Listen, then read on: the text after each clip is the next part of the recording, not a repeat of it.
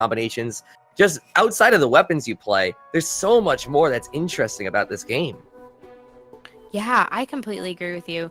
A couple of people in chat are mentioning Turf War. That's something too that's really interesting. It's just such a fun game, and it's so much fun to watch. So let's see how this all comes together on Rainmaker on Piranha Pit. That's right. It looks like we're seeing a nice new Bamboozler coming out. We're seeing the newly buffed the Hydra. the Hydra, and also the bottle there. The Squeezer. The Squeezer. Thank you for the save there. I like seeing these newly buffed weapons coming out on stream. Yeah, me too. It's really nice to watch people play some of these weapons that, we don't always see within competitive Splatoon. The Squeezer especially is not something that a lot of people play, but, definitely always fun to watch. So, really great. Vesper here coming up with a Rainmaker, looking to get towards that conveyor belt that was kind of going in the direction that they need to go, but not really making it forward. The entire team is there to cover him. Great job for that. The inkjet coming out from Opie, using that pressure from above, the splatling down on the ground to paint the way to the pedestal. Wonderful, wonderful push. Yeah, this is a phenomenal first push. It's so phenomenal it just ended the game. Like, they had one push that managed to bring it up to 16, and they were able to stick around up there and just keep that pressure on. That's how Rainmaker works. Sometimes it takes to the timer, and sometimes it takes 30 seconds, and you can fit it all in one Twitch clip. Oh, yeah. And that's what's so crazy about it. That's why it's one of my favorite modes, too. It's just so much fun. Everything's going back and forth. You can turn around and the game's over. Yeah, and Dia did a great job on that Hydra. That Hydra with that damage buff and the buff to just, being able to throw out a bunch of more auto bombs than usual. It can be a really scary set if it's coming at you from a way back where and you have 3 people up close to deal with. Man, it's hard to fight. Oh, completely. It's, it's something that you kind of get terrified. There's so much range on it. There's so much power on it. That's why so many people were really excited for it to make its way back to Splatoon 2 from Splatoon 1. I never played the original game, so I don't have a whole lot of memory of the Hydra, but a lot of people are, really enjoying that it's back. Yeah, it's nice to see it being... I like that it got a proper buff, because I remember, and, bear in mind, like, when the ballpoint came out, I saw that and I'm like, the Hydra's good, but with the ballpoint style and how far it's able to shoot, how fast you're able to run, I was like, man, the Hydra has a lot of good damage, but I feel it just pushed it a little bit further back into the amount of people that played it. But with the buffs, it's getting a little bit more attention. I like it.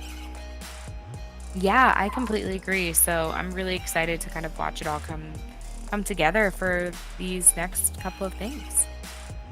Yep, it looks like we're going into the end of it right here. We're going into the end of our cooldown, as it looks like Sturgeon Shipyard Tower Control comes out. Want to shed a little bit of light into that map mode? Oh man, Sturgeon Shipyard Tower Control is so much fun. It's definitely, tower control. Anytime we see tower control, we're going to see some stingrays, and it's definitely a map that does lend itself a little bit better to stingrays than some of the others. So really excited to watch it come together. Yeah, and Dia transitioning from the Hydra into the normal Splatling for this stage probably just wants the easier amounts, or they don't need that much range. The normal Splatling will probably cover everything he's looking to cover right here. Although I love seeing this Charger play, unable to pick up the kill right there. But just having a Charger from up above can be so nice when you're on their team. Yeah, I agree. On this map especially, it's really nice to be able to set up on either on those kind of moving parts on this map or on that little snipe zone. To be able to have that option is really good. They do get a nice pick on Setsu there, which is going to help them kind of make sure that they're working towards it. But fortunately, Schiller does go down to Vesper as the tower continues to click forward towards this last and final checkpoint.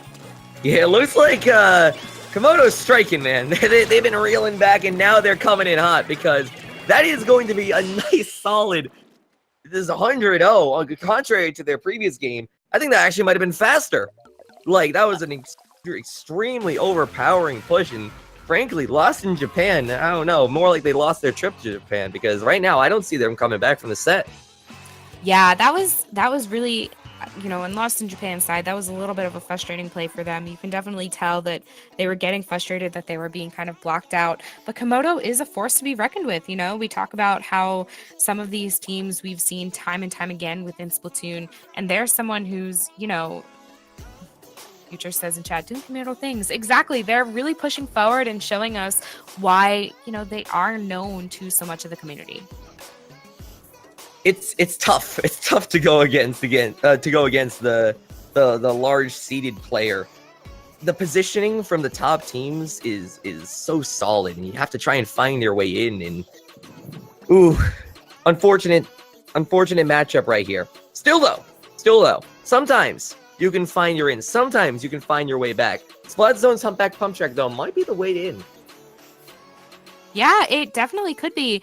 I know you had said that there's a little bit of controversy here. I love this map mode. I play a slasher, so I think you said you've played slasher a little bit too. I mean, the Explosher has my interest right now. I've never been a big slosher player in general, but the Explosher is like, oh, I can get behind the way this weapon works. It wouldn't surprise me if we saw this weapon come out with bubbles, sprinkler, and that amazing primary fire. It might dominate this zone. It definitely could. I mean, it gives an opportunity for, you to kind of come in and break that zone, be able to really push forward. Using the height to your advantage here is something too. So I'm super excited to watch it come together. We are going to be seeing it come out today, but Dia's shifting to yet another Splatling. This one going to have the bubbles and going to have that wall. Hopefully going to be able to lock down that zone nice and easily. Yeah, bubbles here are really great because you can use those short walls that are in the middle of the zone to your advantage. Kind of place your bubbles. They don't have much of an opportunity to move throughout zone because they just kind of sit there. So I think that is something to be said. Using a weapon that does use bubbles is a really good idea here. Hey, they're on the points right now. Lost in Japan looking like they have their potentially first lead of the set right now. And hey, sometimes all you need is that little bit of a run back. Good job isolating where Dia was going to be and just walking him out of that very, very nice zone to control if you're playing the Splatling. Dia's just going to hammer right back in there, but going to be shut out by that Inkjet, as it looks like Lost in Japan is being able to put on a very nice point lead here. Yeah, this is exactly what they need to kind of work towards. If they can take this game, they have a great opportunity for this reverse sweep here. They've been doing a great job so far, maintaining zone control. It looks like at this point, Komodo is kind of saying, oh no way. They're coming together. They've got their teamwork coming up, and it looks like it's something that they're, working on. So it's been really great so far. And they do have an ink armor in their pocket. That's, on Lost in Japan's side, as well as Komodo with the bubbles in their pocket. So they're going to be looking to wait for those specials to come out. The ink armor does indeed come out, but they're able to just hold them back, frankly. Lost in Japan can't find that air in past that first initial push. Yeah, this is where Komodo really shines. Once they get the opportunity to kind of push into zone, or anything. Does it look like we have a DC on their side too? It looks like, I can't quite tell that the NZAP has been disconnected on the side of Komodo. Ooh, that wouldn't be too good. It looks like they're still fighting, so they're going to be having to play that one out. But that's certainly one way to get the game that they're looking for here. Yeah, definitely.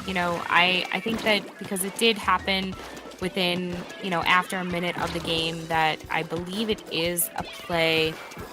They're going to continue to play, but it does look like they're, they're working towards trying to keep the lead. Yeah, and yeah, we do have the confirmation that it's the Vesper disconnect right now. I mean, it's not actually over. They do still have the lead, and they have been showing that they can keep a very dominant neutral in this game. I'm just saying, they might still be able to keep this win. Yeah, I mean, they don't have a lot of time that they need to take down on this point. Having those bubbles come out, making sure that they're getting their specials in. Opie doing a lot of work with this roller right now. Absolutely beautiful double there, and continuing to maintain control of zone. This could be kind of a fine thing for them. As long as they can keep on getting like one player getting double kills, that's not entirely off. It looks like they were going for a splashdown thing, but they might be able to take control of the zone. Lost in Japan has managed to find almost control of it, but getting shut out with that splash zone, or that splashdown, pardon me. Yeah, that's like what you were talking about before, how this map is a little bit contested. You know, splashdowns in this zones works really well to kind of be able to cap the zone. Dreamy does get a nice pick that might be kind of what they're looking for, but unfortunately still not able to stop Komodo from breaking down their penalty here. This is unfortunate, man. They're able to keep it going. It's a much closer game right now without that ink armor and that constant pressure. Like, it looks like Dia is just able to sit back, knowing they have bubbles, knowing they have a wall, and be like, hey, if you want this zone, try and come and get it, man. I'll have all the defenses, all the cannons pointed right at you. Yeah, and Dia just like hanging on to those bubbles, waiting for that perfect opportunity to use them just there. You know, really just making sure that they're doing everything they can to kind of maintain zone. They are able to take it back. Lost in Japan, they don't have too long to go before they they take the lead. And right now, all I'm saying is if they can get 1 or 2 picks on Komodo, they are able to really start to capitalize on that 3v4. Yeah, they definitely look like they're going for it, you know. Kind of first, those couple of picks that were there, Kaito, but taken out by Opai, is really like what they're looking for. But they do take the lead, so that is going to be a really great job for them there.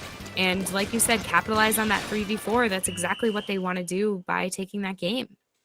And Lost in Japan is going to be taking that game. Now, what could Komodo be doing differently? 4 players might help.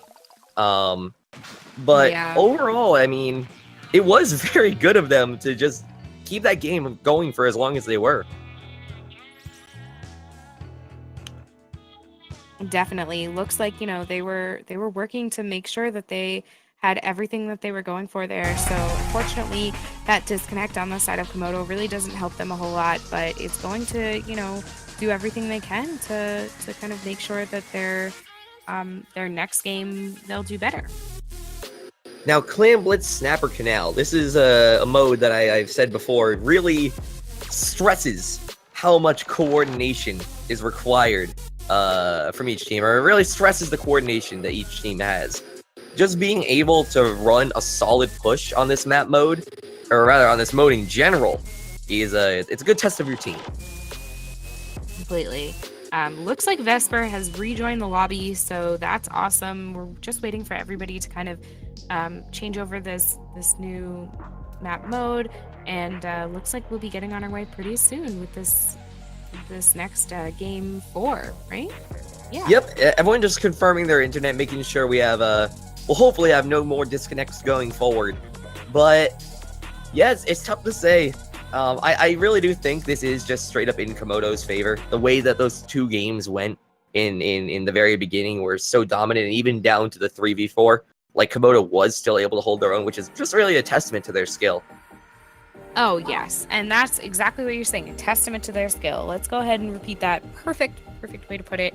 You know, Komodo is an absolutely wonderful team. Their gameplay together, the way that they come together and play as a team is also great. It's so much fun to watch them. So, you know, I'm really excited to see how they do in Clan Blitz on Snapper now. Yeah, and we are taking a little bit to ready up here. Sorry about that, everyone. We were just confirming their internets were all up and running, confirming there would be no more issues going forward. And it looks like we're almost readied up for Clan Blitz Snapper Canal. And if we can see a Game 5, we will see Rainmaker Manta Maria, which, who knows? Who knows? It's always Splatoon. You know, you never know what could happen. Completely. That's like a huge thing too, especially when you're talking about Clan Blitz. You really never do know what can happen. And you have no idea of how things can come together or shake down, or, you know, what kind of upset might just change everything. So it's super exciting to, you know, watch this all come together. That's right. About 30 seconds left for our players to pick right here, and Clan Blitz Snapper Canal. Oof. It's a little bit rough. There's an incline to jump in from to dunk the ball. There are different ways you can choose to take on this map. Has plenty of room for individual 1v1s to be happening. It's gonna be interesting to see how our players approach it. Yeah, definitely. I think you know, Clan Blitz in general is always really exciting and fun and a little bit crazy. But when you talk about Clan Blitz on Snapper Canal, you know, there's a lot of opportunity for you to just kind of, unfortunately, sorry putts, play a really good defense on this map. There's very few straight shot ways there's very few like roundabout ways and more straight ways that you can come in to score on this basket. So I'm really looking forward to seeing how both teams do this.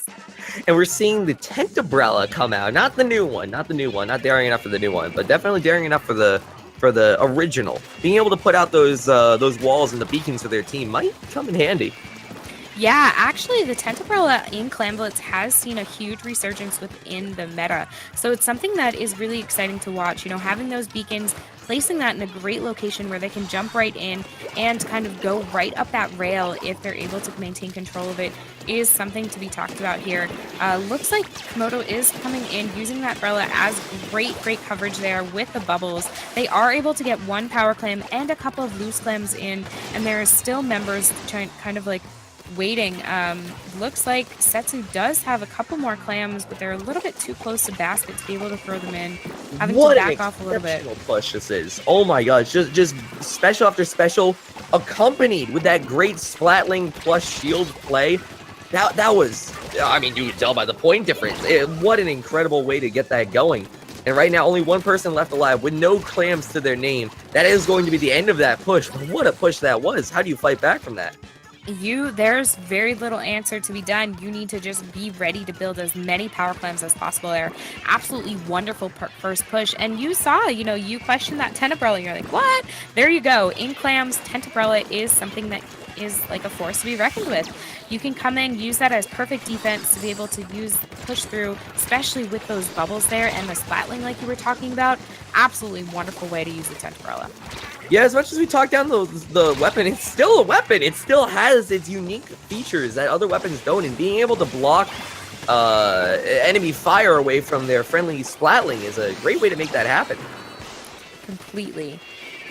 It's definitely something that you want to kind of be aware of when you're playing different modes and maps that, some weapons might just be a little bit stronger on other modes than others. So, and there you go. I think tent umbrella, we could almost say, was MVP for this game.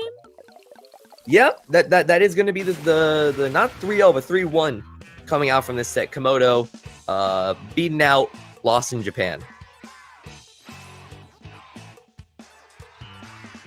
Great job to Komodo there. So it's super exciting, and definitely really fun to kind of watch everybody come together. So I'm really looking forward to seeing what our next set was.